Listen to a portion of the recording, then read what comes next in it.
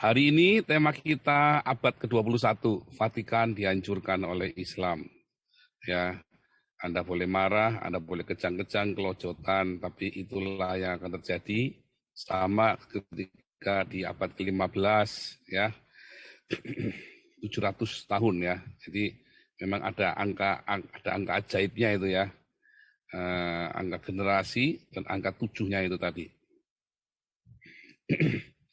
700 tahun setelah Islam muncul ya. Ini kan di tengah, sekarang kan 2 kalinya nih sekarang ini abad ke-21 ini kan. Nah, Bizantin dulu hancur. Semua orang tidak percaya bahwa Bizantin bisa hancur. Tetapi Alkitab sudah menuliskan demikian. Ya, di dalam Wahyu 13 bahwa orang-orang Islam ini akan mengalahkan orang-orang Kudus. Ya, dan itu diteguhkan juga oleh Pseudo Methodius ya. Bahwa Islam adalah sebuah kutuk karena gereja melalaikan tugasnya. Ya. Islam adalah sebuah hukuman bagi gereja karena gereja melalaikan tugasnya. Namun di abad ke-21 ini ya, nah kemarin kan Bizantin. Nah ini Vatikan yang akan dihancurkan. Ya. Akan dihancurkan oleh Islam. Di penghujung kehancuran Islam, nah, lucu kan? Di penghujung kehancuran Islam, tiba-tiba akan bangkit seorang Imam Mahdi itu tadi, antikristus, ya, yang akan membangkitkan Islam. Di penghujung kehancuran Islam kan mulai hancur ini sekarang kan, nanti akan ada masanya, ya 3,5 tahun, Islam akan berkuasa di seluruh dunia. Mengapa Islam bisa berkuasa? Bukan karena mereka hebat, karena kekristenan hancur. Karena kekristenan hancur. Ya, ketika humanisme itu menguat, ya sama seperti dulu komunisme. Bagaimana komunisme bisa menguat? Karena jemaat setelah mereka hidup berkomunal berdasarkan kasih Kristus, terus mereka lihat, oh kalau gini mah nggak usah pakai Tuhan Yesus juga bisa. Lalu mereka lakukan sendiri dengan sistem komunisme. Gagal. Jahat sekali. Lalu orang-orang di barat, mereka melihat, oh ada kemerdekaan di dalam Yesus. Terjadi kebangunan rohani ya, kebangunan gerakan evangelikal, gerakan di abad pencerahan itu ya. Ada pietisme, dan kemudian mereka menemukan kemerdekaan. Ya, mereka tidak tertekan lagi oleh dosa, dan mereka menemukan pemulihan-pemulihan sehingga banyak kota-kota di Amerika yang mengerikan, yang tadinya isinya bunuh-bunuhan, tiba-tiba mereka terjadi pertobatan yang luar biasa dan terjadi keamanan yang luar biasa seluruh Amerika. Amerika menjadi makmur, bahkan bisa lepas dari hedonisme Inggris. Lalu mereka menciptakan, betapa bebasnya kita. In God we trust. Ya kan? In God we trust. Lalu mereka mulai meninggalkan God, mereka meninggalkan Tuhan Yesus. Enggak, kalau mau begini mah nggak usah pakai Tuhan Yesus, bisa. Yang penting kita menghargai kebebasan kita masing-masing. Anda mau homo, Anda mau apa, boleh. Nggak usah pakai Tuhan Yesus. Jadilah liberalisme, kapitalisme. Ya kan? Di akhir zaman ini, ya nanti akan ada kebangunan rohani terakhir, saudara. Orang-orang Islam dikirim oleh Tuhan ke negara-negara barat untuk dibaptis. Dipermandikan. Ya, dipermandikan. Mengapa harus dipermandikan? Sama seperti Naaman. Kata baptis itu bagi orang-orang pagan ya. Asalnya itu oleh Naaman. Tapi kemudian orang-orang yang dibaptis ini mereka menemukan betapa indahnya ya ketika orang menghargai satu sama lain. Lalu teolog-teolog barat yang kurang ajar, bukan semuanya ya, karena banyak yang lurus juga banyak. Artinya ada beberapa orang-orang yang kurang ajar, memanipulasi. Ini humanisme ya. Humanisme adalah cinta sesama manusia, memperlakukan manusia, Matius 7 ayat 12. Sama, kalau engkau ingin orang berbuat apa kepadamu, kamu perbuat yang sama kepada orang lain. Hukum universal. Dari mana pelajaran hukum universal ini? Dari Alkitab. Ya, kasihilah sesamamu seperti kamu mengasihi dirimu sendiri. Bagaimana kamu bisa mengasihi sesamamu? Bagaimana kamu bisa mengampuni sesamamu kalau kamu tidak bisa mengampuni dirimu sendiri? Kemudian para psikolog menemukan pendamaian dengan masa lalu, berdamai dengan kesulitan, berdamai dengan hidupmu. Kemudian ditemukan, oh yang begini mah nggak perlu Tuhan Yesus, kita sendiri bisa. Maka jadilah humanisme. Isme inilah yang kita perangi, saudara. Isme inilah yang menyesatkan seluruh umat manusia. Ketika Tuhan mengajarkan ini, ya, lalu manusia, lalu roh Babel, spirit Babel mengajarkan, oh bisa tanpa ini. Kita bisa ini tanpa Yesus. Kita bisa sendiri. Nggak usah pakai Yesus ya. Ya kan? Ketika manusia mencari Tuhan, lalu Nimrod berkata, oh nggak usah, kita nggak usah pakai Tuhan, kita sendiri aja jalan, bisa. Dan bisa. Sebab Tuhan berkata, mulai hari itu manusia bisa melakukan apa saja dikehendaki hatinya. Bahkan manusia bisa menciptakan manusia. Dan manusia bahkan menciptakan Tuhan. Wah. Menciptakan Tuhan ini adalah yang paling dahsyat di muka bumi ini. Nah, ini stuck nih, kenapa nih? Saya cek dulu ya. Oke, benar. Benar.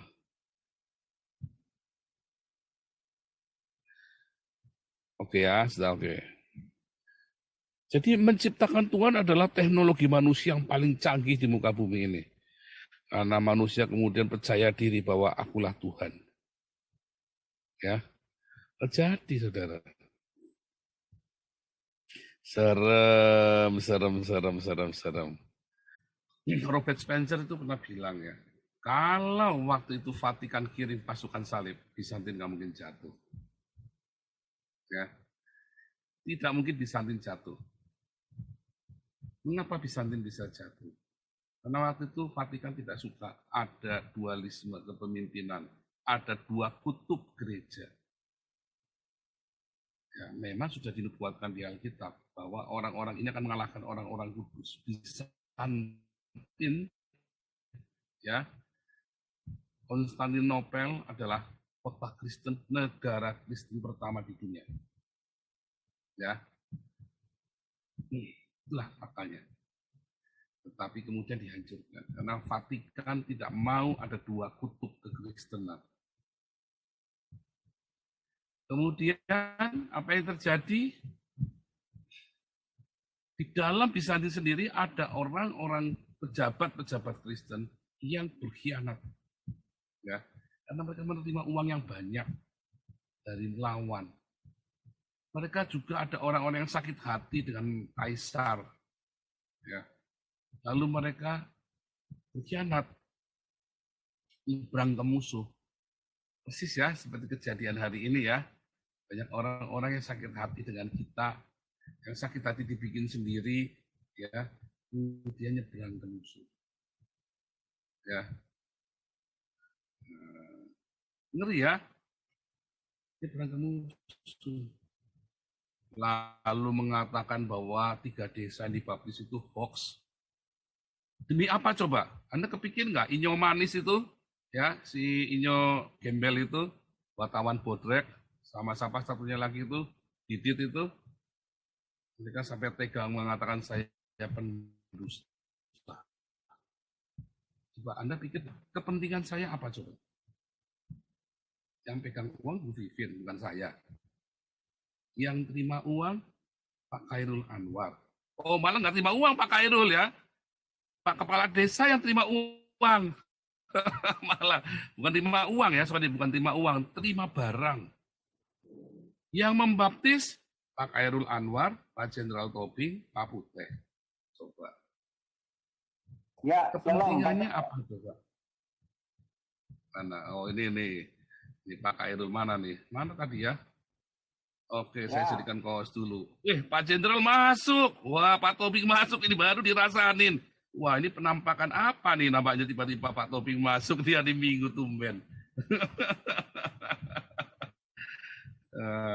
Ini Pak Tobing masuk ini. Luar biasa. Selamat malam Pak Jenderal. Tetapi itulah awalnya Bizantin hancur, saudara. Karena orang-orangnya sendiri berkhianat.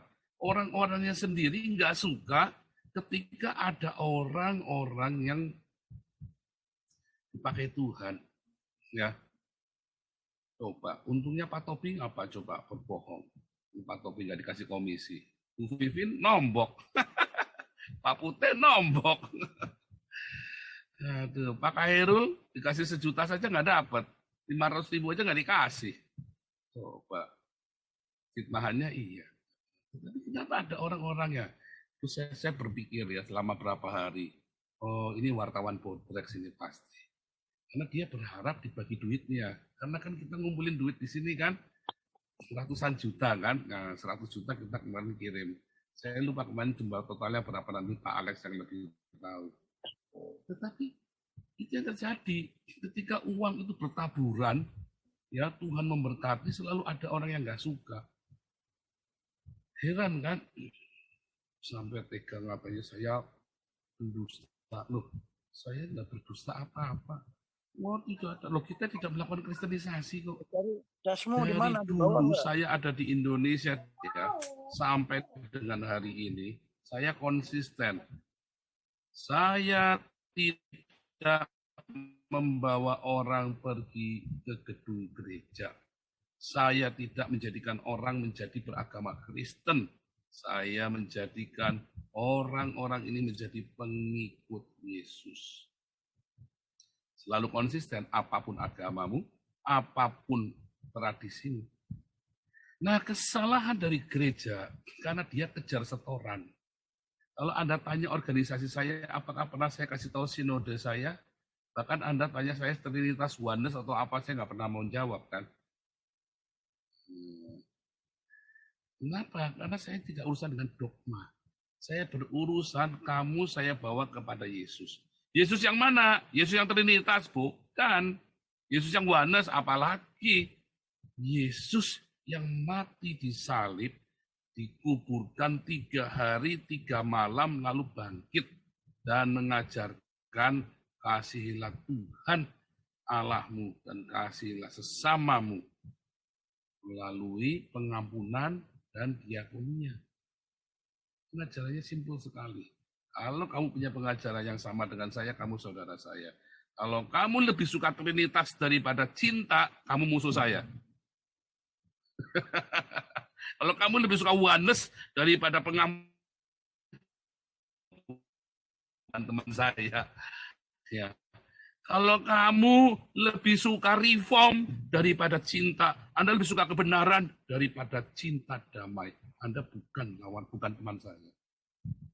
Ya, teman saya pasti lebih mencintai kasih daripada kebenaran apapun di muka bumi ini. Ya, nggak urusan kebenaranmu. Tiap orang punya kebenaran sendiri. Emang gua urusan dengan kebenaranmu. Nggak bakal selamat kamu kalau kamu tidak diakonia. Matius 25 ayat 46. Kalau kamu tidak berdiakonia masuk neraka kamu. Simpel sekali pengajarannya. Ya kan? Itulah sebabnya grup kita jadi berdiakonia. Ketika ada 3 desa dimenangkan bagi Yesus. Apakah semuanya? Bukan. Orang-orang dari 3 desa ini berbondong-bondong. Entah dia yang beragama Buddha, beragama Hindu, beragama Islam, beragama apapun. Datang kepada nama Tuhan Yesus dipermandikan. Kita nggak urusan. Kita tidak pernah ngajak orang, apalagi Pak Khairul Anwar ini tidak pernah ngajak orang pergi ke hari pertama ketemu cocok sama beliau. Karena kita tidak pernah urusan dengan gedung gereja. Kita tidak pernah urusan dengan organisasi gereja. Anda mau pergi kemana kita tidak urusan. Anda pergi ke masjid pun kita tidak urusan. Yang penting kamu saya kenalkan kepada Tuhan Yesus. Saya ajari cintanya Tuhan Yesus. ya kan? Tetapi luar biasa ya. Masih ada orang-orang yang bilang saya ini berdusta. Dustanya di mana? Dustanya di mana? Padahal kamu sendiri yang ngomong, kamu sendiri yang bikin hoax, kamu sendiri yang berdusta. Lelah kamu yang keras kalau berani di sini. Kalau berani, masalah kan orang-orang ini tidak punya titik untuk tampil di sini kan. Nggak punya titik kan. Nah, luar biasa ya. Pelayanan. Nah, itulah awal hancurnya. Anda pikir kekristenan akan menjadi hebat di Indonesia? Enggak, akan melalui masa yang luar biasa dulu. Kemudian setelah itu baru ada penuaian. Tiba-tiba Islam akan dibenci oleh seluruh orang Indonesia. Tiba-tiba Islam akan dibenci oleh seluruh orang Indonesia ya, tiba-tiba. Sampai sekarang seluruh dunia tiba-tiba Islamofobia. Itu ada. Dan berusaha memerangi Islamofobia itu. Supaya jangan terjadi ketidakadilan sosial. Tapi itu yang terjadi. Ya, oke, kita dengarkan. Bu Ana, Anda bisa tampilkan Wahyu 17. Silakan Bang Ardo. Ya, mari kita membaca firman Tuhan yang diambil dari Wahyu 17 ayat 1 sampai 18. Lalu datanglah seorang dari ketujuh malaikat yang membawa ketujuh cawat itu dan berkata kepadaku, "Mari ke sini, aku akan menunjukkan kepadamu putusan atas pelacur besar yang duduk di tempat yang banyak airnya. Dengan dia raja-raja di bumi telah berbuat cabul, dan penghuni-penghuni bumi telah mabuk oleh anggur percabulannya. Dalam roh aku dibawanya ke padang gurun, dan aku melihat seorang perempuan duduk di atas seekor binatang yang merah ungu, yang penuh tertulis dengan nama-nama hujat. Binatang itu mempunyai 7 kepala dan 10 tanduk. Dan perempuan itu memakai kain ungu dan kain trimiji yang dihiasi dengan emas, permata, dan mutiara. Dan di tangannya ada suatu cawang emas penuh dengan segala kekejian dan kenajisan percabulannya. Dan pada dahinya tertulis suatu nama, suatu rahasia, Babel besar, ibu dari wanita-wanita pelacur, dan dari kekejian bumi. Dan aku melihat perempuan itu mabuk oleh darah orang-orang kudus dan darah saksi-saksi Yesus.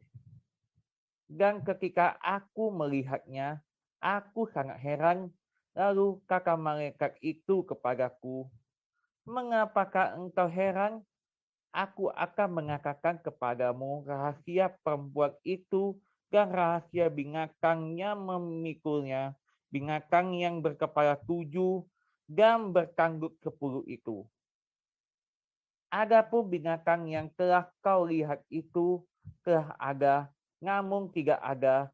Ia akan muncul dari jurang maut, dan ia menuju kepada kebinasaan, dan mereka yang diam di bumi, yaitu mereka yang tidak tertulis di dalam kitab kehidupan sejak dunia dijadikan, akan heran apabila mereka melihat bahwa binatang itu telah ada, namun tidak ada dan akan muncul lagi. Yang penting di sini ialah akal yang mengandung hikmat. Ketujuh kepala itu adalah 7 gunung yang di atasnya perempuan itu duduk. Ketujuhnya adalah juga 7 raja, 5 di antaranya sudah jatuh, yang satu ada dan yang lain belum datang. Dan jika ia datang, ia akan tinggal seketika saja. Dan binatang yang pernah ada dan yang sekarang tidak ada itu, ia sendiri adalah raja ke-8, dan namun demikian, satu dari ketujuh itu, dan ia menuju kepada kebinasaan. Dan ke-10 tanduk yang telah kau lihat itu adalah 10 raja yang belum mulai memerintah. Tetapi 1 jam lamanya mereka akan menerima kuasa sebagai raja bersama-sama dengan binatang itu. Mereka seia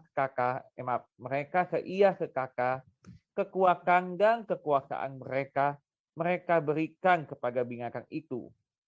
Mereka akan berperang melawan anak domba, tetapi anak domba akan mengalahkan mereka, karena ia adalah tuan di atas segala tuan dan raja di atas segala raja. Mereka bersama-sama dengan dia juga akan menang, yaitu mereka yang terpanggil, yang telah dipilih, dan yang setia. Lalu ia berkata kepadaku, semua air yang telah kau lihat, di mana wanita pelacur itu duduk, adalah bangsa-bangsa dan rakyat banyak dan kaum dan bahasa. Dan ke-10 tanduk yang telah kau lihat itu, serta binatang itu akan membenci pelacur itu, dan mereka akan membuat dia menjadi sunyi dan telanjang, dan mereka akan memakan dagingnya dan membakarnya dengan api.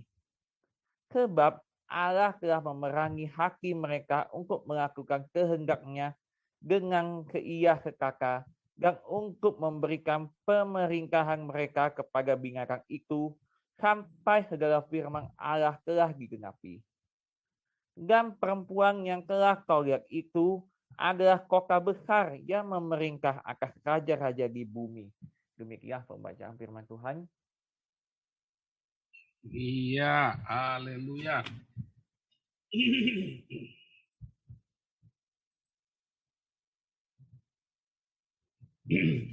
Ya, oke.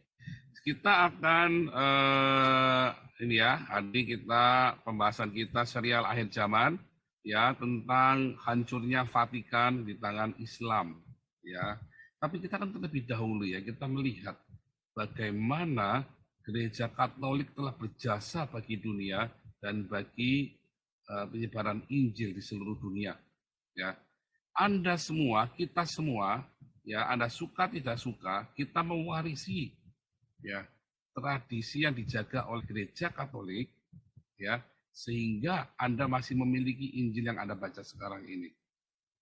Sebab sudah banyak sekali tangan-tangan jahat yang ingin menghancurkan, termasuk Ottoman Turki, Uthmaniyah ya, waktu menyerang.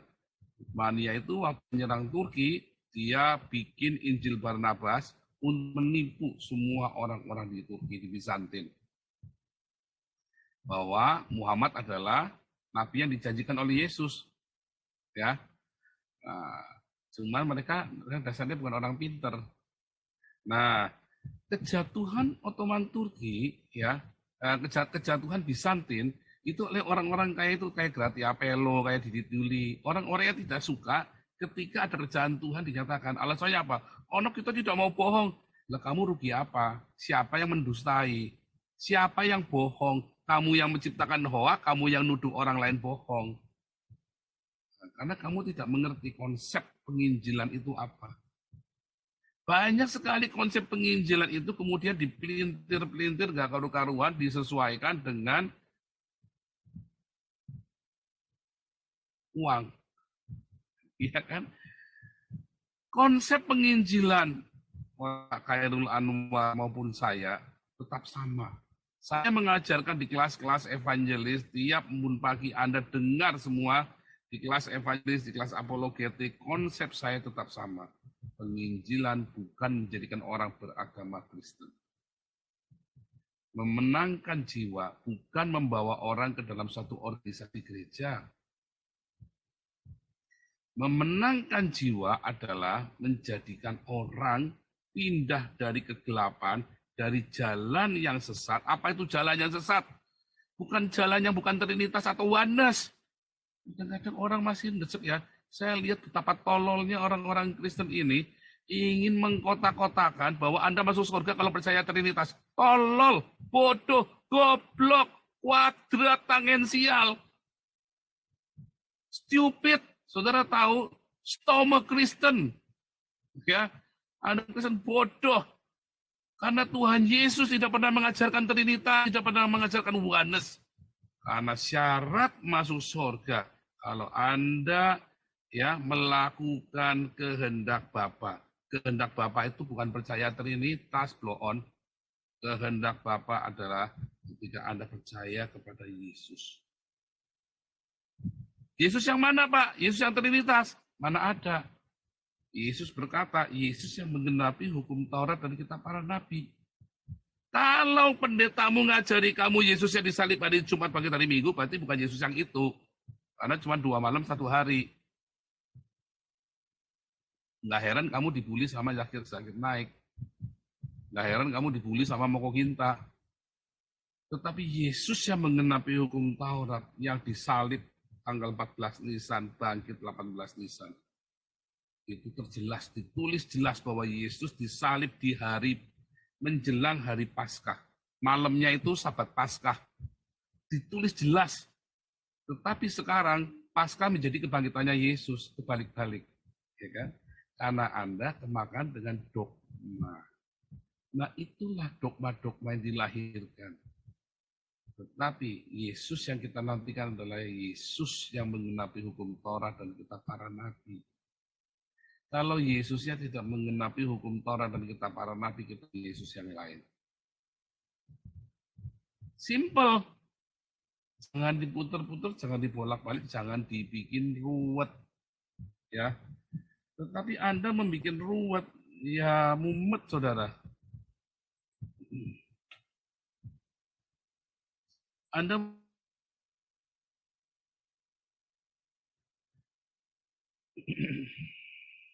ada banyak hal-hal yang mudah, tetapi Anda bikin ruwet. Dan saya nggak ngerti kenapa Anda mau bikin ruwet. Pengajaran Tuhan Yesus itu sangat simpel sekali. Kamu akan disebut muridnya Yesus kalau kamu saling mengasihi, bukan percaya Trinitas. Saya nggak urusan. Ya. Kalian pengikut Trinitas yang YouTuber-YouTuber Indonesia, yang ada lebih melakukan dari yang saya lakukan di grup ini, saya kasih selisihnya, tak kasihkan ke kamu, tak bayari ke kamu. Uang yayasan tak kasihkan ke kamu semua. Tidak ada yang sanggup. Siapa Muri Wali, Gratia Pelo, Didi Juli, siapa pengikut Trinitas yang sanggup melakukan kasih yang lebih daripada grup ini lakukan? Oh, bukan cerita sombong. Kasih itu kudu dicongorkan di depan mata, saudara, supaya kamu tahu.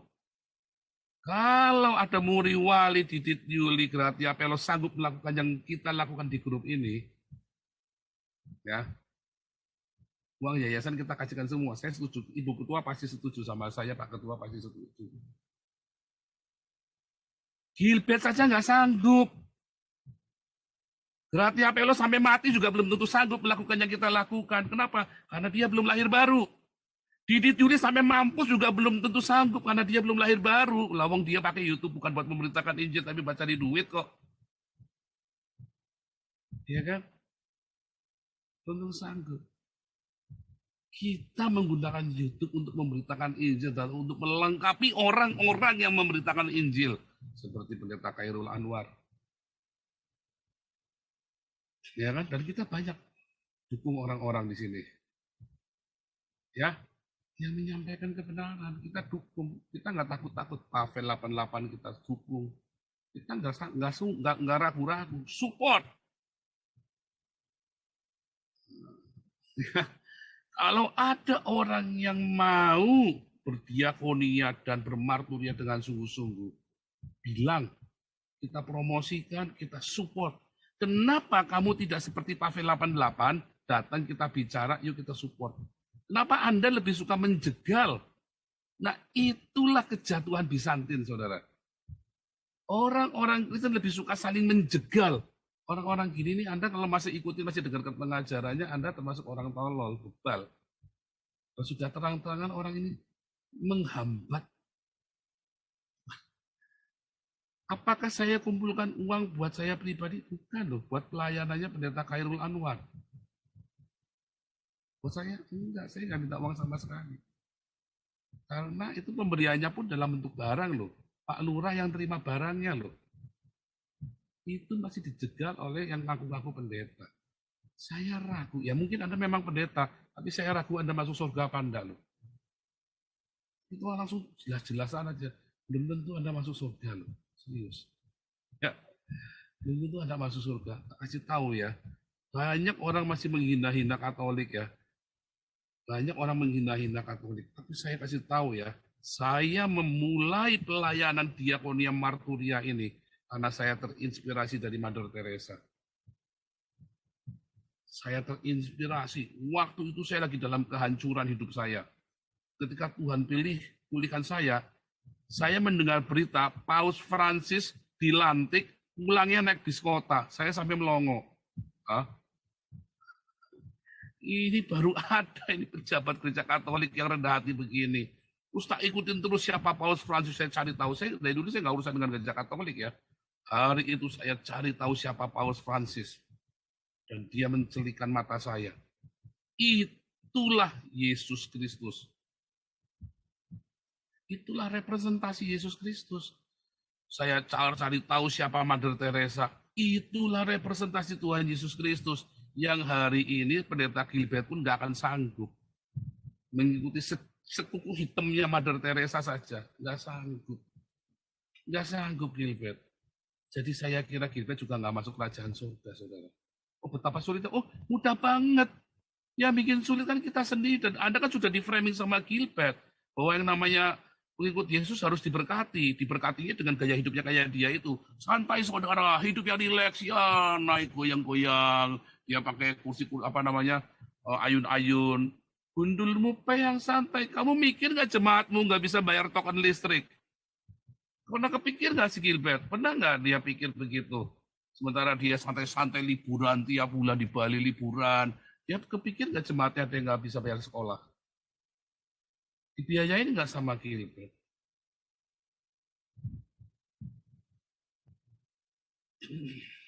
Ya kan? Akhirnya kan bubar dapur umumnya. Kenapa? Karena retorika. Bubar dapur umumnya Gilbert. Retorika. Kita dapur umumnya masih ada. Kita mulai dulu dan kita sampai sekarang masih ada. Masalah ada nggak? Oh banyak. Tapi karena kita punya tekad dan kita punya cinta yang melimpah. Pengkhianat banyak ya? Banyak. Contohnya Amin Wijaya. Ya kan? Mundur nggak? Enggak. Mutung nggak? Enggak. Ya kan? Yang terang-terangan berusaha menjelek-jelekan kita di depan orang Islam. Selama kamu jelek-jelekan kita, kita tenang-tenang saja.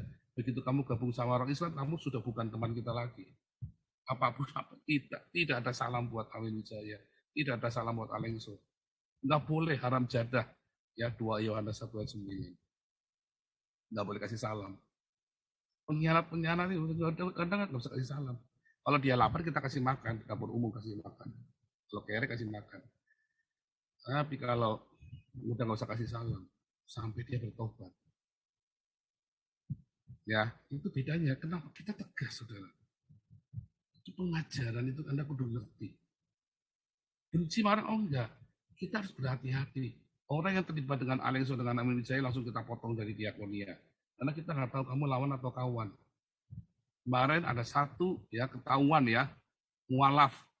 Sudah setahun, ya ini orang Amin Wijaya juga tuh, ya ternyata mualaf disusupkan ke kita langsung sudah setahun dia baru ngaku kalau dia mualaf loh. Kan kamu sudah tahu bahwa kita problemnya begini itulah, ya karena orang-orang kita sendiri banyak berkhianat.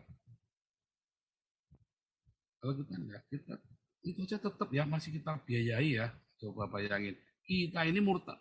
Orang-orang yang dari Islam yang diusir, tidak jadi Kristen diusir kan, kita lagi kasih tumpangan. Lah inilah kamu mualaf minta perlindungannya sama mualaf saja minta perlindungannya sama Damaris coba. Mualaf orang pindah dari Kristen jadi Islam minta perlindungannya sama Damaris. Ya.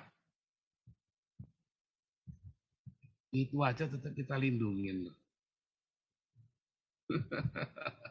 Masih kurang baik apa itu Damaris ibu ketua itu? Masih kurang baik apa? Ya kan? Tetapi kemudian orang-orang pengkhianat ini Anda tahu nggak, kita ngumpulin uang supaya uang ini jangan bocor, itu nggak gampang. Ya, tapi Anda mencaci maki orang-orang ini. Ya kan? Anda masih ngatain pendusta. Kita kumpulin uang. Gratia Pelo bisa nggak kumpulin duit sebanyak kita kayak gini buat kasih ke desa di Malang itu? Nggak sanggup lah. Malah dibenturkan orang Islam dengan orang Kristen. Sengaja mau diadu. Si Didit sengaja malah diadu si San. Padahal desa itu aman. Bahkan kita cerita 300 baptis pun tenang-tenang saja mereka. Begitu Gratia Pelo sama Didit masuk baru ribut tuh, baru geger tuh. Tadinya nggak geger. Tenang-tenang saja. Karena kita tidak mengkristenkan.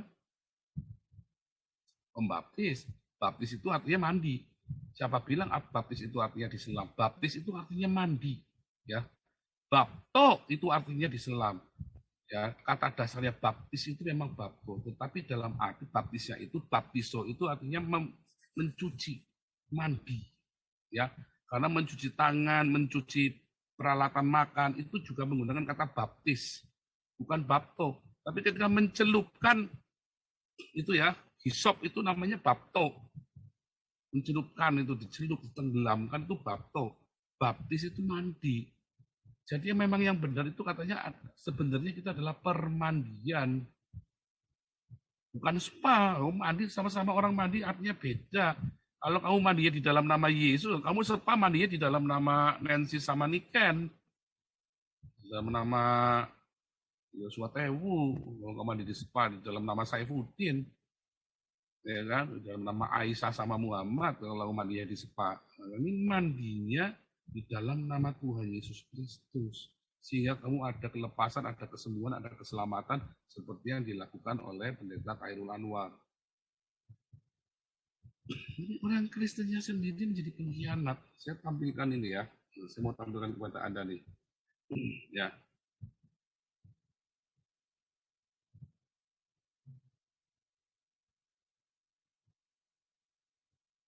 Singkat ya, karena ini tema kita nih sebenarnya. Ya. Oh, sebenarnya kok ini. Nah ini ya, kok ini sih.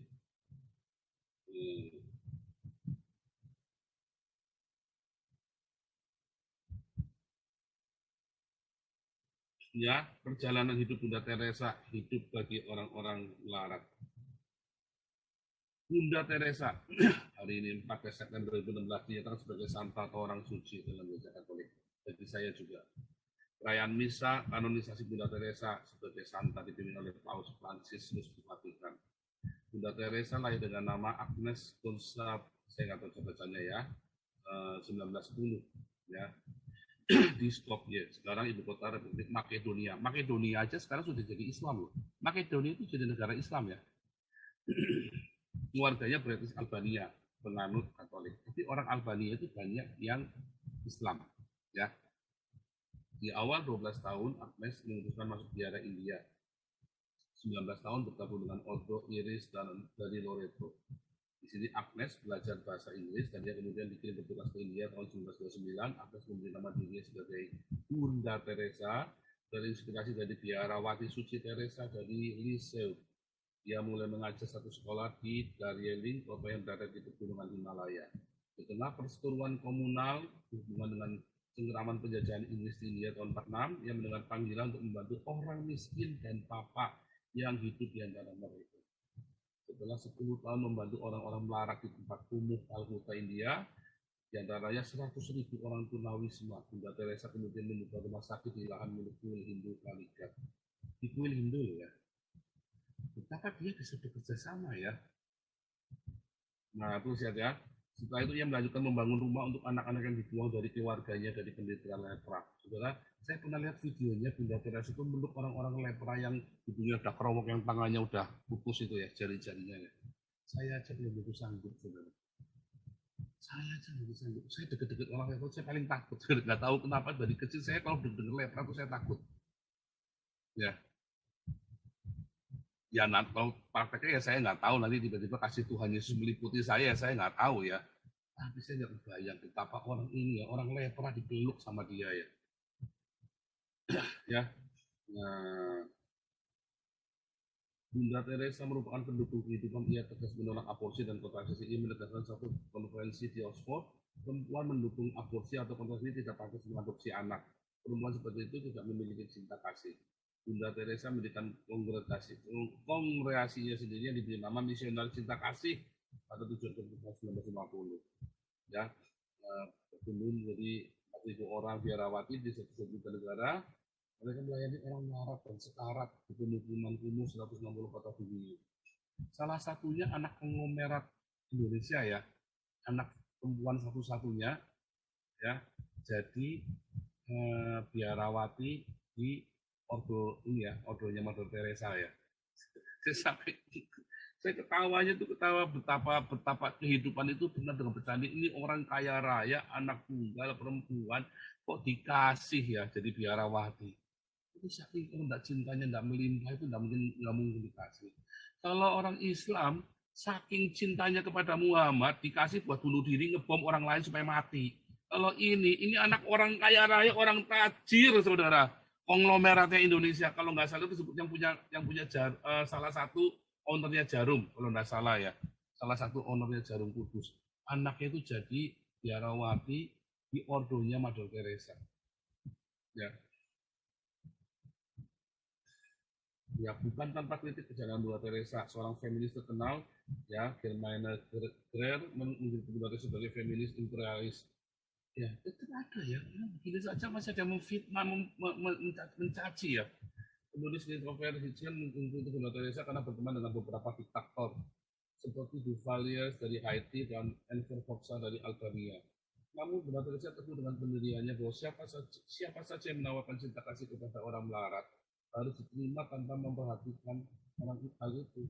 Bunda Teresa meninggalkan sebuah catatan tentang keyakinan imannya, harapan cinta kasih yang luar biasa di Come Be My Light. Ini ada lagu Iran juga tulisnya Come Be My Light ya. Saya lupa ya. Nanti kapan-kapan saya meminta suruh orang Iran ini nyanyi lagunya ya. Bunda Teresa yang hanya memiliki 2 helai pakaian sari selama hidupnya, coba seumur hidupnya cuma 2 pakaian sari saja gitu. Merupakan simbol cinta kasih bagi siapa saja yang tidak dicintai dan tidak diinginkan. Dia disebut sebagai ibu bagi orang miskin dan melarat. Grup kita nih, rombongan Nabi ke-26, kita Mas Paul, suaranya kecil, Pak. Suaranya kecil, oke, ya saya tahu ini masalahnya. Oke, sudah besar belum ini? Sedikit lebih besar. Bagaimana yang lain? Yang lain bagaimana, co-host? Ya, pas Pak Paul. Masih? Udah bagus ya, belum? Siap, besar. Oke ya. Udah Pak Paul, udah. Iya.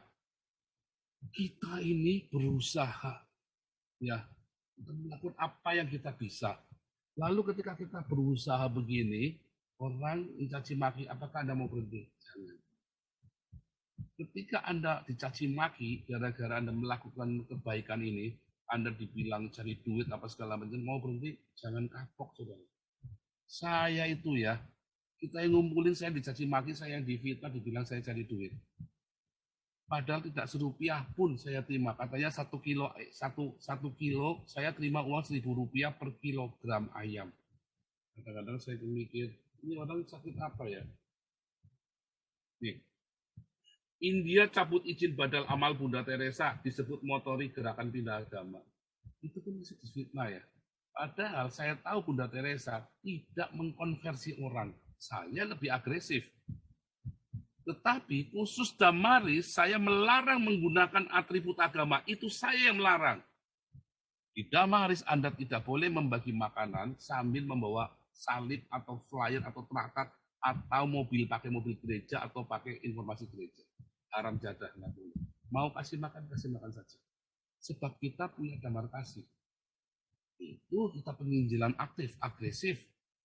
Ya, itu timnya Bu Vivin, timnya Bu Vivin dengan Pak Alex, Pak Samuel, ya. Di dalamnya ada Pak Tobing juga ya, ada Pak Khairul Anwar. Itu timnya mereka. Ya agresif, aktif, kita penginjilan. Tetapi Damaris kita tidak boleh melakukan itu. Nah, ini belum selesai nih ya. Kita mau menunjukkan Paus Francis. Lihat apa yang sudah Paus Francis lakukan. Paus Francis mencium kaki para pemimpin Sudan Selatan. dicium kakinya ya, tiba-tiba dia nunduk, dicium kakinya, jangan ada lagi peperangan, marilah mengupayakan pendamaian. Tidak ada satupun sekalipun Stephen Tong, pendeta Protestan yang sanggup melakukan ini, saudara. Semuanya retorika doang. Cuman retorika. Gilbert apalagi ya nama Gilbert lagi. Paus ya, Paus Francis ya. Paus Francis telah membuat gerakan luar biasa, spontan sekaligus melanggar aturan protokoler di Santa Marta. Pada Kamis 11 April 2019 ketika ia mengakhiri retret rohani di Vatikan bersama para pemimpin agama dan politik tertinggi Sudan sambil berlutut, Paus Franciscus mencium kaki para pemimpin Sudan Selatan agar api perang dapat padam sekali dan untuk semua di negara Afrika. Dan akhirnya memang damai ya, akhirnya damai. Singkat cerita saya nggak perlu. Ini adalah orang-orang yang mencintai Tuhan ya tanpa retorika, saudara.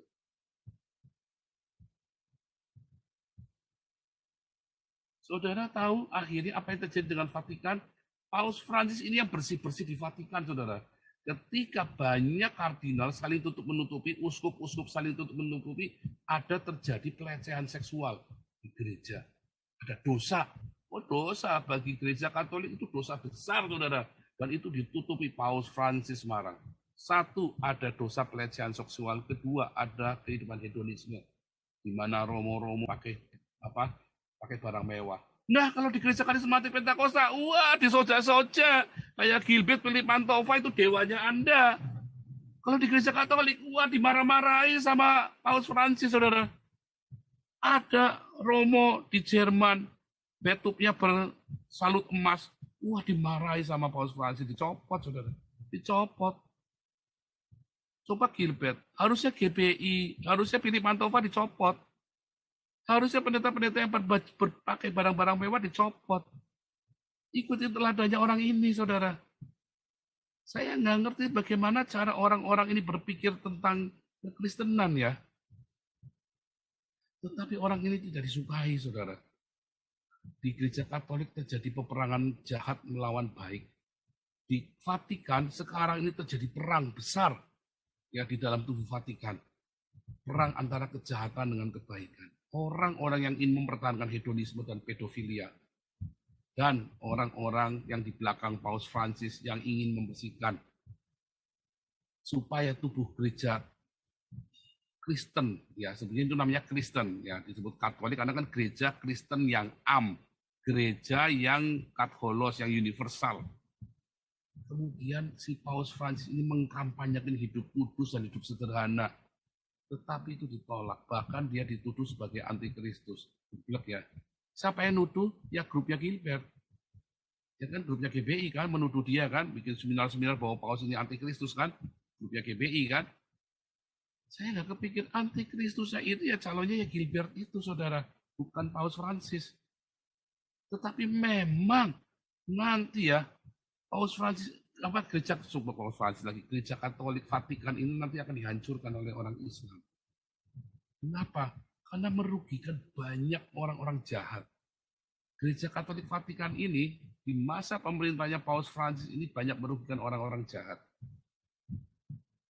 Kalau negara sampai damai, supplier senjatanya ngamuk nggak? Ngamuk lah. Oh, mereka supply senjata biar mereka perang kok. Sekarang negaranya damai. Ini satu-satunya paus ya yang berani ngelawan Amerika, saudara. Si Donald Trump itu mau gandeng tangannya paus, digebris tangannya sama Paus Francis, Donald Trumpnya sampai kecut mukanya. Ya, dia marah ini kan sama Donald Trump nih si Paus Francis ini. Saya sih bisa kebayang ya, mungkin jengkel begini orang munafik bener dikatanya sih, mungkin ya, saya nggak tahu. Tapi saya sih kebayang gitu ya, bagaimana si Donald Trump ini kan juga menang didukung oleh ini kan, nubuatan gereja-gereja evangelikal yang akhirnya kalah kan. Akhirnya menggunakan isu agama juga. Nah kalau Anda melihat, ya di dalam Wahyu 17 yang kita baca tadi, ya, ini saya tunjukkan dulu ya, perang mana tadi? Ya. Ini dari majalah Guardian ya, dari majalah Guardian. Saya bacakan, saya sudah ambilkan fotonya yang bagus supaya lengkap ya. Dan supaya nggak terganggu sama iklannya.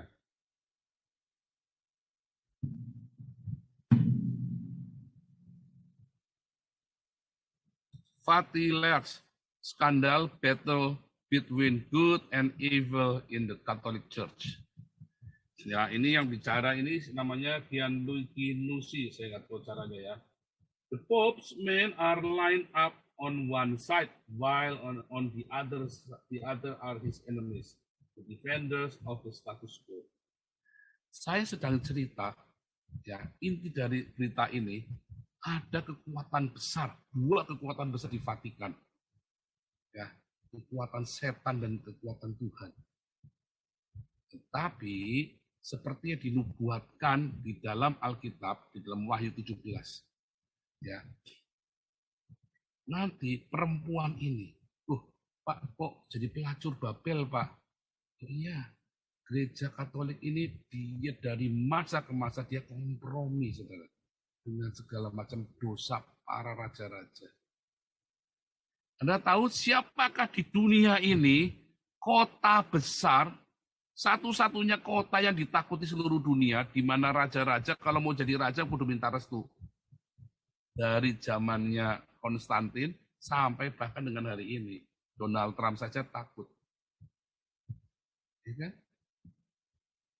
Roma Vatikan. Semua raja-raja minta restu dari Vatikan dulu supaya bisa jadi raja. Sampai dengan hari ini, saudara. Kalau Vatikan sudah restu, berarti dia sudah menang secara politis. Tinggal yuridis. Ya kan, tinggal de facto-nya. Ya, karena sudah mendapat dukungan dari Vatikan. Itulah kota yang memerintah seluruh dunia. Vatikan ini kota besar kan, itu satu negara kota kan, memerintah seluruh dunia. Nggak pernah ruwet di situ, aman terus, saudara. Ya kan? Nggak pernah kebanjiran juga, kayak di Mekah. Kan itu negara kota yang memerintah seluruh dunia. Ya kan? Dia masuk ke dalam bangsa-bangsa kan? Dan diperhitungkan. Bahkan Arab Saudi hari ini dia bertekuk lutut dengan Vatikan. Ya kan? Inilah paus pertama yang membangun katedral di Arab Saudi kan. Katedral besar sekali. Dan ternyata orang Katolik di Arab Saudi itu banyak banget. Asli Arab ya. Orang Beduin itu loh, ternyata banyak yang Katolik. Tetapi seperti dinubuatkan di dalam Alkitab, ya, bahwa ya Babel pelacur besar. Ini kita tunjukkan ya. Wah, ada kejang-kejang di orang-orang Katolik ini. Wahyu 17. Lalu seorang ketujuh malaikat, nah ini ya.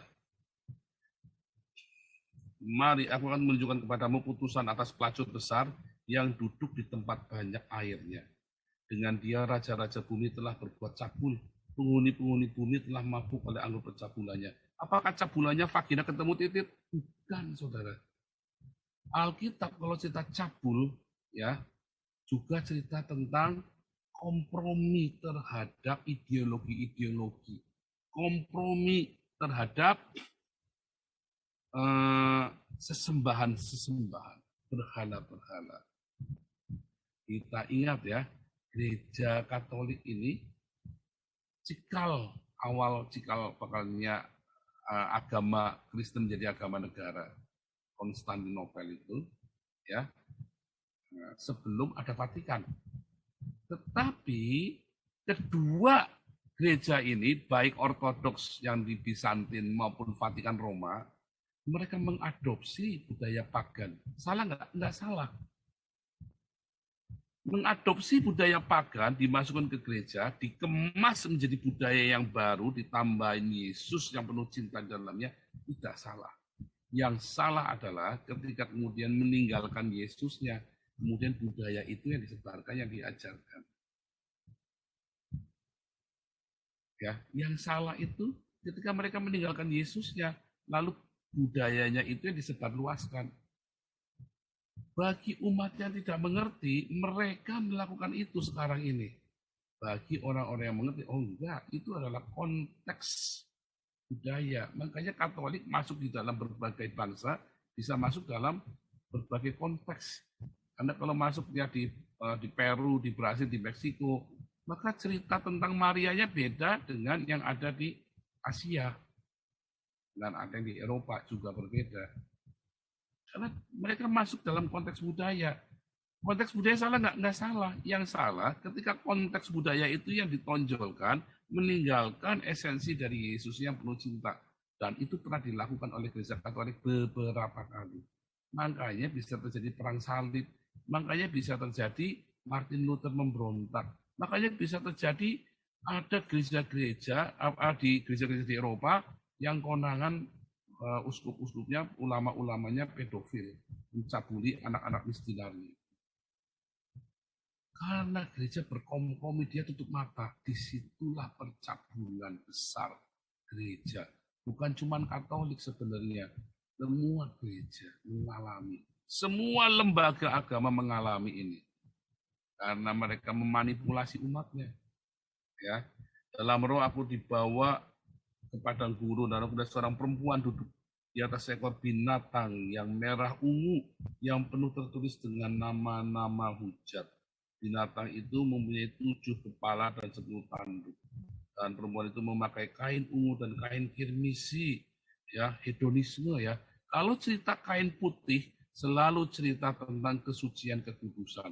Kalau cerita kain ungu, kain merah, selalu cerita tentang hedonisme, kemewahan hidup. Ya, ketika agama-agama sudah mulai masuk di dalam kemewahan, bukan cuma gereja Katolik, terutama sekarang yang tidak terkontrol adalah gereja karismatik dan Pentakosta. Yang tidak terkontrol, saudara. Ya, artinya ini sebenarnya gereja Katolik ini adalah simbol yang mewakili seluruh gereja di seluruh dunia, bukan cuma gereja Katolik saja. Kebetulan kata Vatikannya itu yang menjadi simbol, ya, dan disebutkan gereja negara kota yang memerintah bangsa-bangsa di dunia, ya. Lihat, dengan hiasi emas, permata, mutiara, di tangannya cawan emas penuh dengan segala kekejian, kenajisan, percabulannya. Wah, itu bukan rahasia umum ya. Dan pada dayanya, kalau Anda tanya organisasi yang paling kaya, organisasi apa? Organisasi Gereja Katolik. Ya, Anda tanya, apakah yang paling kaya Bill Gates? Bukan. Apakah Elon Musk yang paling kaya? Bukan. Apakah Jack Ma? Bukan. Gereja Katolik, organisasi yang paling kaya di dunia ini. Ya. Dan pada dahinya tertulis suatu nama, suatu rahasia, Babel besar, ibu dari wanita-wanita pelacur dan dari kekejian bumi. Aku melihat perempuan itu mabuk oleh darah orang-orang kudus dan darah saksi-saksi Yesus.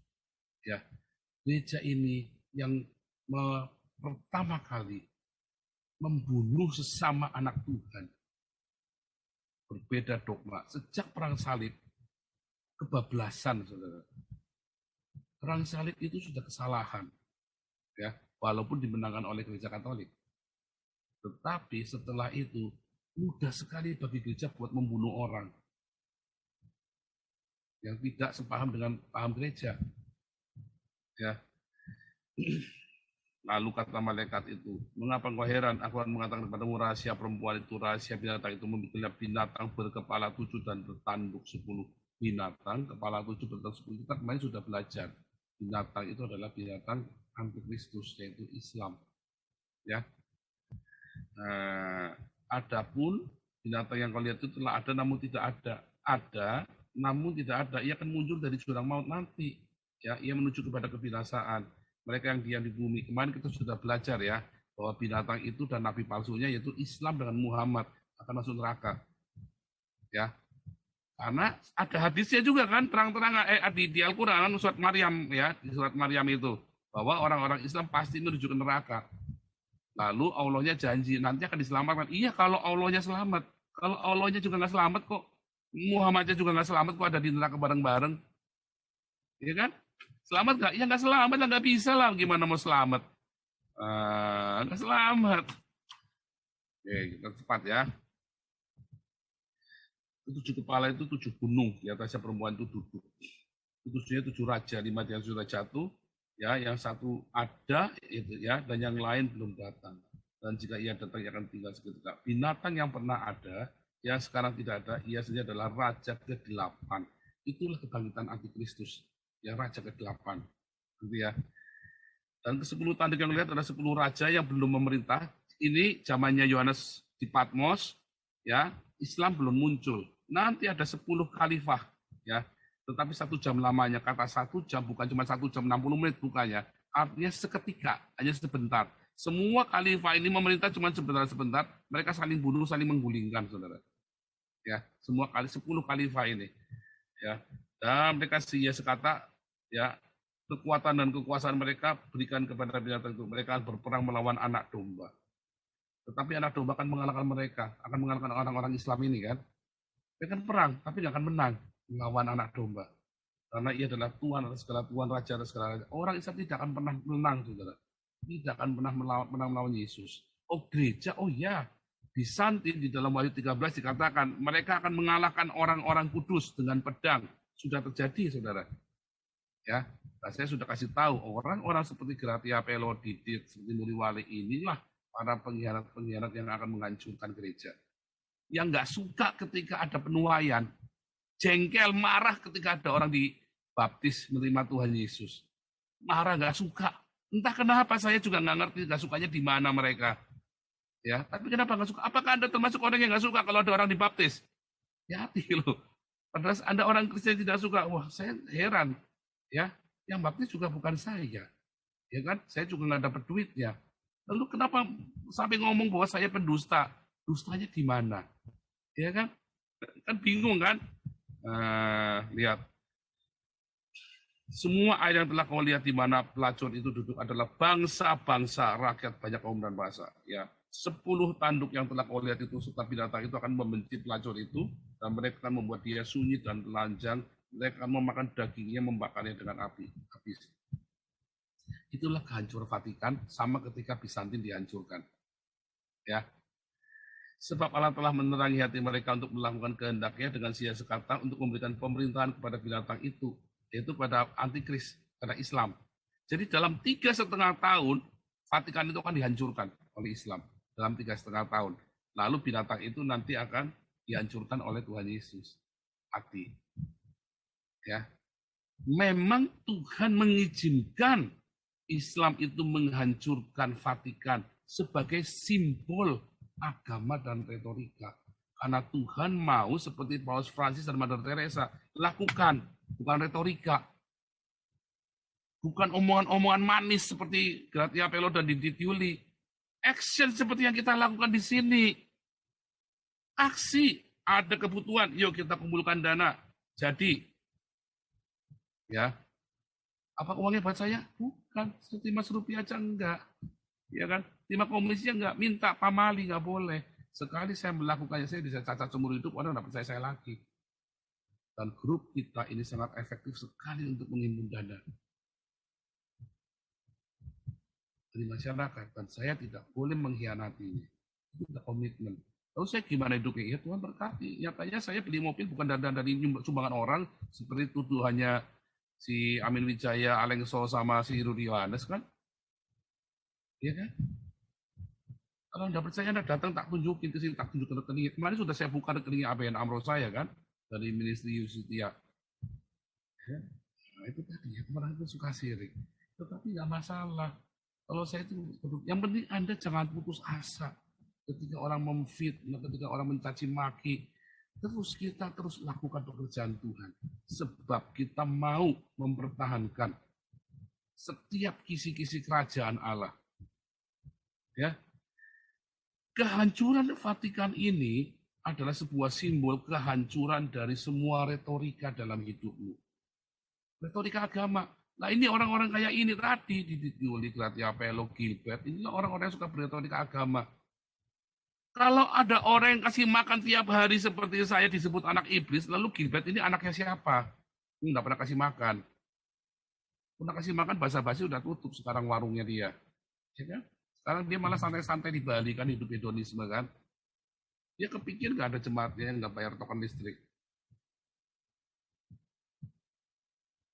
Anda mau dengar orang kaya saya apa mau dengar orang kaya Gilbert? Itu pilihanmu. Anda mau dengar orang kaya saya atau mau dengar orang kaya si Gratia Pelo? Itu pilihanmu. Orang mau dengarkan pelayanannya Khairul Anwar atau Anda mau dengarkan lihat pelayanannya Saifuddin? Itu pilihanmu. Ya, nggak pernah minta-minta duit. Ini duitnya kasih siapa, Mas Khairul? Jangan kasih saya, kasih sama lurahnya aja langsung. Iya. Mudah-mudahan beliau tidak berubah Saya ya. nggak mau menerima sen pun. Mudah-mudahan Pak Khairul Anwar nggak berubah ya. Saya Dan nggak sampai ke mau depan menerima jangan sen. berubah ya. Karena Saifuddin dulu juga begitu, Iya. tapi kemudian berubah ya. Saya sedih sekali lihat Saifuddin. Tapi ini kita punya Khairul Anwar. Saya senang, saya terhibur. Wah, di Indonesia bangkit lagi Khairul Anwar. Untuk menghibur hati saya, ternyata ada orang-orang yang bisa kita kita support lagi, ya kan? Nanti ada lagi tuh anak buahnya Pak Putet, belum diorbitkan aja, tapi saya belum tahu hatinya karena dia udah bau-bau Saifuddin. Saya sudah ilfil ya kalau ada orang bau-bau grupnya Gilbert. Selalu itu tadi ya murid-muridnya dia ini ya sama semua gayanya, retorika semua saudara. Dan saya tidak suka dengan retorika itu karena itulah kehancuran gereja yang penuh dengan retorika. Makanya Vatikan itu kan dihancurkan abad ke-21 ini. Itu titik ya. Nanti saudara lihat ya kejadiannya antikristus. Bukan vaksin. Ya, kalau Anda diperiksa dahinya, nah itu tuh diperiksa dahinya, goblok. Itu diperiksa dahinya bukan ditato. Anda tolol sekali. Anda baca nggak ayatnya? Ditandai dengan angka 666. Bukan dicek panas apa nggak panas, berapa suhunya. Itu periksa suhu, termometer dahi itu bukan nandai, bukan ditato. Divaksin itu di tangan kiri, bukan di tangan kanan. Kalau tanda antikristus itu di tangan kanan dan di dahi. Itu loh. Yang tertulis itu Anda tidak pikirkan. Pak, kok bisa jadi Islam binatang itu? Anda ikut video yang sebelumnya. Saya menerangkannya kepanjangan. Ya. Karena bilangan antikristus itu 666 itu adalah syahadat Islam. Apakah saya anti-Islam? Tidak. Saya anti dengan khilafah. Saya tidak anti dengan agama manapun. Tetapi memang khilafah itu produknya Islam. Makanya kita kasih makan mereka. Kita berikan kabar sukacita. Supaya mereka jangan bodoh. Diperbodoh. Digunakan oleh pempolitik agama ini. Makanya kita kasih nih, kita mencintai karena yang diselamatkan bukan orang Kristen, saudara. Apalagi Islam. Yang diselamatkan pengikut Yesus yang lahir dari air dan lahir dari roh. Lahir dari air itu dengan permandian. Lahir dari roh itu ketika Anda punya rema. Dari mana dapatnya rema? Kemarin kita sudah belajar tiap hari. Dari Anda punya cinta agape yang melimpah, maka Anda punya rema. Bagaimana bisa punya cinta agape? Mulai dengan diakonia. Taburkan uangmu. Kalau kamu tidak bisa melakukannya sendiri, karena Anda malu, takut, dan sebagainya, tidak ada waktu, Anda taburkan ke Damaris atau ke Damar Kasih atau ke Hagios Internasional. Nanti kami salurkan ke orang-orang tim seperti Pak Khairul Anwar ini. Dan kita benar-benar mau sejahterakan desa ini ya. Kita mau bikin tadi kalau tidak pipa ya bikin sumur. Kita mau bikin gedung serbaguna. Itu dana besar. Saya bilang ya, ini proyek yang di depan mata di Pulau Jawa dulu yang di depan mata. Tetapi target saya masih NTT, Nias, dan Papua. Orang kasih saya 15 miliar, saya garap itu Nias. Oh gimana Pak Papolnya ada di Eropa? Oh saya nggak takut. Saya ini pengalaman jadi direktur di perusahaan besar. Kita semua dengan remote, ya, manajemen by remote. Yang penting ada ide dan ada orang-orang yang bagus. Kita sudah melihat banyak orang-orang bagus dan melihat banyak pengkhianat. Tuhan sudah latih kita. Oh ya kita mau beli ini ya. Kalau masalah tenda, kalau UNHCR ini kan masih ini ya. UNHCR ini kan masih ruwet sekali di dalam sana. Nah nanti saya udah usulkan kepada Ibu Ketua sama Pak Ketua. kita belikan ambulans dulu, kita mau bikin per 1 Juni, kita ada balai pengobatan di Posko Damaris Kalibata. Tuh, bayangin. Nanti kita tarik ke Surabaya, ya, supaya di Malang sudah ada di sana bikin posko balai pengobatan juga. Makanya kita mau beli mobil ambulans. Karena kemarin yang janji-janji mau ngasih itu belum dikasih. Omdo. Sama seperti yang janji mau ngasih laptop, Omdo. Makanya kalau janji itu jangan dipegang, jangan ditanya. Kalau orang janji, saya tanya, lah orang janji, lah kamu nagih sama yang janji, jangan nagih sama saya. Tapi ini kita mau beli sendiri, mau beli mobil ambulans, ya. Kita mau beli ambulans ya, kemarin Bu Vivian sudah hitungkan biayanya. Nanti dana saya mau minta izin sama Pak Ketua, Bu Ketua, bisa nggak dialihkan dulu untuk beli ambulans supaya hari kita buka, hari itu kita punya ambulans. Wah, itu cara kerjanya ya. Karena pemerintah nampaknya saling lempar-lemparan pada ketakutan di masalah tenda ini. Tapi kita lagi cari tahu, kita makin terbuka nih, ada sesuatu nih. Ternyata wah, ini masalah rahasia ya, saya nggak boleh ngomong, sorry ya, nyaris. Tapi ini ada yang ruwet nih, ada yang ruwet di dalam keimigrasian ini dan masalah gembel tunawisma ini. Makanya kita lagi mau lobby sama Ibu Risma ya. Ini Pak Charles sedang nunggu Ibu Lianti pulang, lalu mau berangkat ke tempatnya Ibu Risma. Nah, kita mau tanya, kenapa? Ada apa? Kenapa kita nggak boleh? Ya, begitu ya. Hilangkan semua retorika agama, langsung praktek kayak Paus Francis, kayak Mother Teresa. Tetapi pada kenyataannya nggak cuma gereja Katolik, gereja sekarang ada pertentangan antara yang jahat dan yang baik.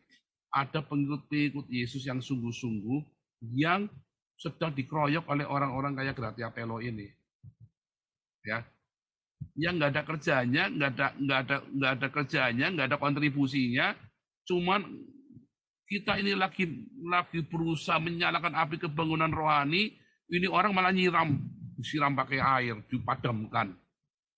Nah, ini orang yang memadamkan. Waktunya singkat sekali. Berapa banyak yang bisa kita selamatkan? Kita selamatkan, saudara. Cepet-cepetan sama setan. Pak Khairul Anwar sampai udah nggak hilang, sampai urat takutnya sudah putus.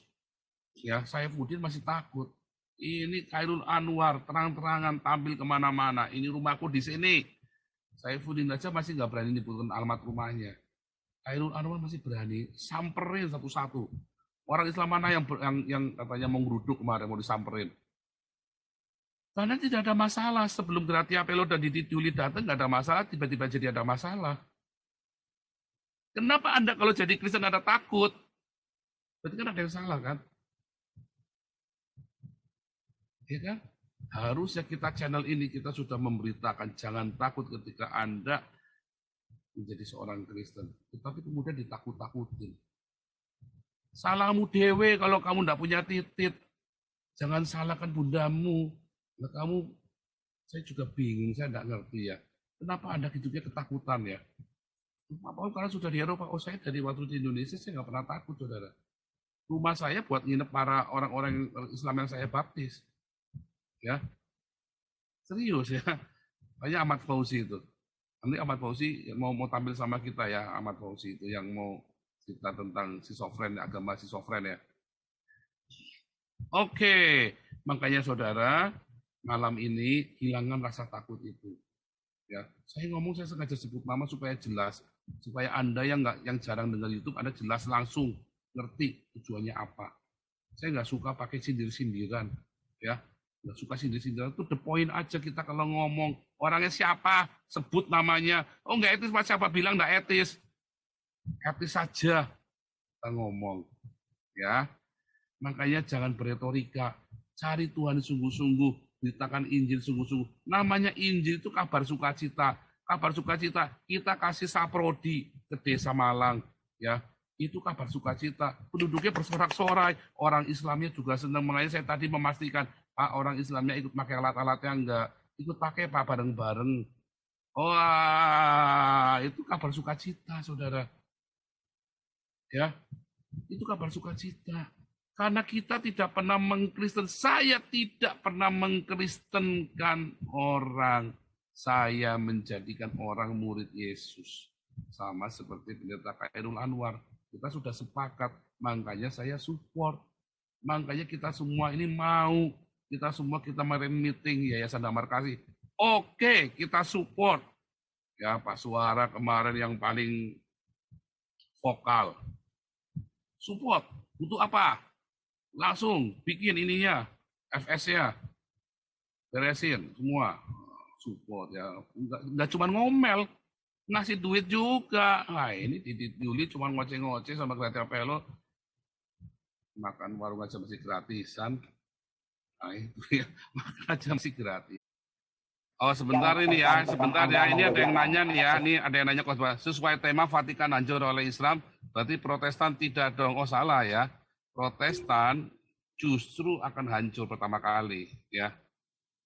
Enggak namanya Vatikan, enggak yang namanya Protestan. Kalian semua denominasi-denominasi akan remuk hancur, saudara.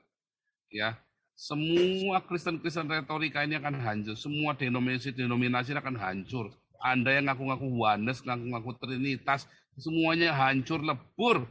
Cuma tinggal satu yang namanya murid Yesus, pengikut Yesus. Ya, kalau Anda mengasihi, mengampuni, memberkati, berdiakonia, dan itu adalah musuhnya Islam, musuh dari khalifah. Karena khalifah itu tidak suka kalau Anda berdiakonia. Kalau Anda menjadi pengikut Yesus mengampuni, karena di dalam kekhalifahan tidak ada pengampunan.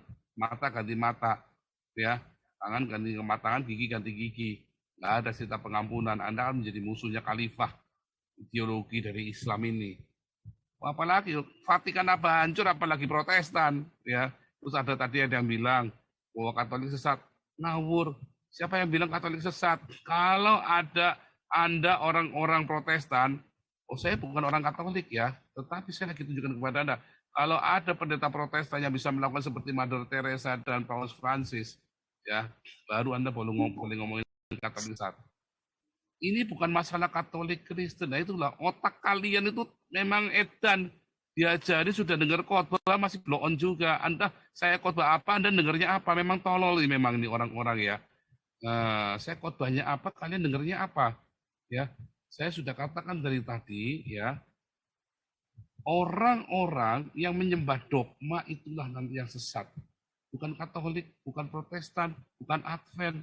Kalian para penyembah dogma itulah ya, yang para penyembah pendeta-pendeta ini yang hedonisme ini yang kalian akan sesat. Ya, mereka saya bilang, mengapa Katolik dihancurkan? Tuhan izinkan Bizantin dihancurkan. Karena ada pengkhianat-pengkhianat seperti Gracia Pelo, seperti Muri Wali, yang tidak suka kalau ada orang jiwa-jiwa dimenangkan. Ya, sirik, malah melempar fitnah, nah itu tadi. Nah, kenapa Vatikan bisa nanti dihancurkan?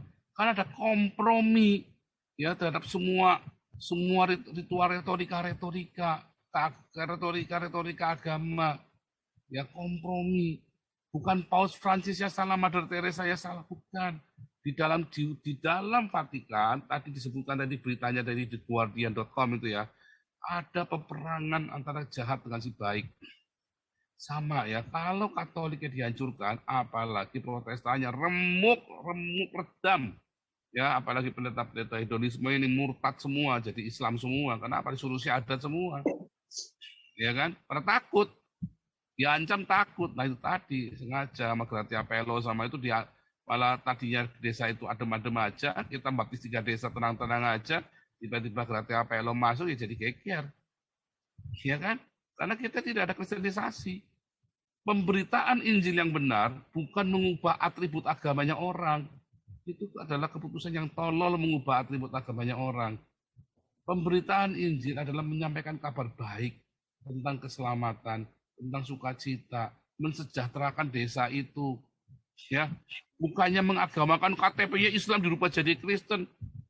Licik sekali pikiran para pendeta ini ya. Saya nggak ngerti mereka diajarin apa di sekolah Alkitabnya mereka ya. Kenapa yang namanya pembaptisan itu Anda kudu merubah KTP jadi Islam, kudu jadi Kristen? Itu ya. Nah, kenapa Anda tidak berpikir seperti Tuhan Yesus melakukan? Apakah Tuhan Yesus ajar agama? Bahkan para rasul saja tidak pernah menyebut dirinya seorang Kristen. Tunjukkan, tak kasih tak sembah kamu Gratia Pelo. Kalau ada para rasul, saya seorang Kristen, ya ada terjemahannya. Bahasa aslinya nggak begitu artinya.